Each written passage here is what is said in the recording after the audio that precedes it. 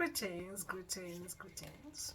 The Supreme Consciousness make you aware of a thought in process, and the conscious, the waking state, make you aware of that thought process, but not being able to deal with it in its raw form, because it's too big and heavy for the conscious mind to process in its raw form.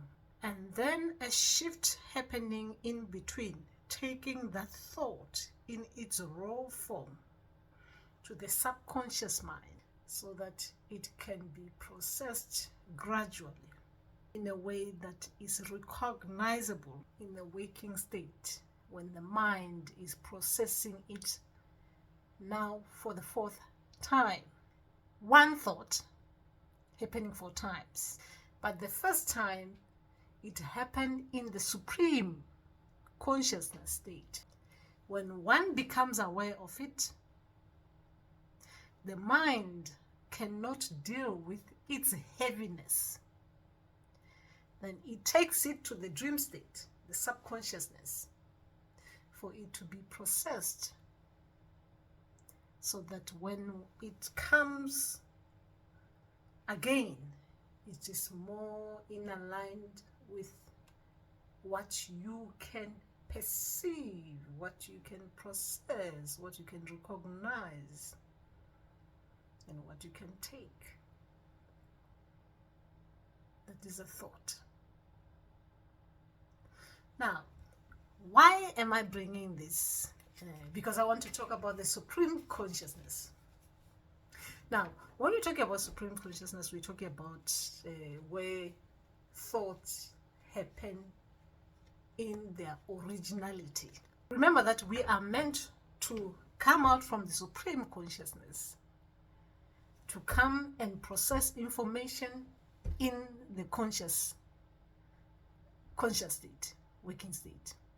So it's supposed to come from raw and then filtered in the conscious state. Not raw, but not filtered, taken into the subconscious, the dream state, and then taken back to the conscious, the waking state, because that means we are processing a thought 3 times. Something that can be processed to now it is, you have to be taken back to the dream state to process what it is that you were experiencing. Now, when we are talking about beyond logic, we're talking about when things like this are supposed to happen as they are supposed to happen, but logic has made the processing difficult for the mind, because logic has made it so that when things are coming to us, we start to think what they could be meaning, and then we have to go to the referencing bit, as in, what could they mean? That what could this be relating to? Right? That is when it becomes difficult, because then we have to rule. All right, if a thought comes to me in its origin form like this, it doesn't relate to what I know, what I have been taught, that it might be this, what I relate with, what I have experienced similar to, what could be causing that. You see what the mind is doing? That is when logic is being applied. But when we don't have all those things happening around, a thought comes from the supreme consciousness state right into our conscious thinking state. There is no sub in between. It's supreme, then to the conscious.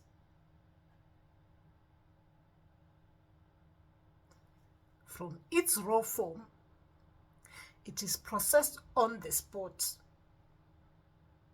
It is not heavy for the mind. It becomes heavy due to the referencing, the yoki. Yoki is a Sotho name. That means like when we're talking about when we want to point at something being what it is, something being what we can name, something being what we can give its what is doing. That is mean when we go to yoki, from the yoki. This person, mutuyo, we can reference this person. You see, this person, you're pointing at someone, you're referencing the person you're talking about. It is this one, yo.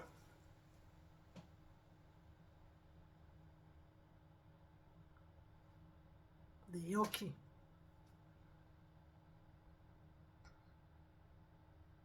The key comes from the being, the thing, whatever that you're referencing. If it is a person or if it is a thing, you're referencing it to what you are seeing around it, as in what it is that you're observing that thing doing, what that being is all about. That is where the word comes from. What it is that you're observing, what it is that you're referencing, and what it is that is relating to that observation, what it is that you are referencing. Right? Now, when we are talking about the subconscious, the subconscious, meaning that a thought was not processed properly in the consciousness state due to all those referencing bit, because the referencing bit has made that thought lose its own purity. Now, the mind couldn't take it because the mind tried to deal with a thought in its origin form. The mind couldn't take it. So the mind has thrown that thought back to the subconscious, the dream state, where the thought is playing in a scenario that is relating to what the person understands. The subconscious is taking the person to the referencing point.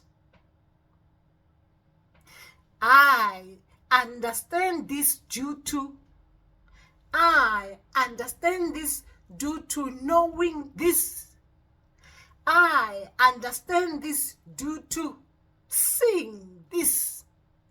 I understand this due to relating that to that. That is when we say that thought is now being split into a way that a person can, when they wake up, can understand what it is that they were processing. So that when I'm asking you what it is that you're thinking, you can explain what it is you're thinking, because the subconscious has made you process what it is that you want to say to me. But remember that the reason for this video is that we are supposed to take the thought from the supreme consciousness state in its origin form and take it to the conscious state in its raw form, without associating that thought with anything else.